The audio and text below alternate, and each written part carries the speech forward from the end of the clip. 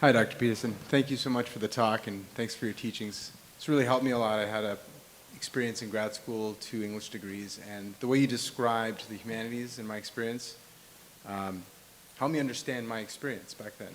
So thank you. So That's too bad. That's too bad that that happens to be the case. Really, like that, you know, it's really not good. But you don't have to tell me that. yeah, yeah. So, but, I survived, and I learned a lot. And, I'm not, ungrateful for my experience. I've learned a lot. But you said something, you described the Bible, the collection of stories in the Bible, in an interesting way, and I wonder if it was on purpose. You described it as created by an assembly of stories created by many people over time that's hyperlinked into itself. And it sounds a lot like how a description of like the internet and like how that works. Yeah, well, it's not accidental. I mean, because the internet's also it's a collective endeavor.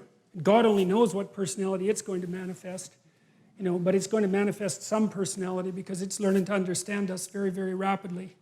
So I think there's no reason not to think about it as a precursor. I mean, the distance between the Bible and the internet is a lot less than the distance between a chimpanzee and a human being.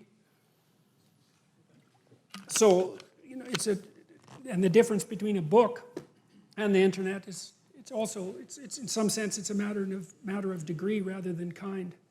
So if the internet is going to, manifest a personality one day, and then that personality gets embodied, what would separate?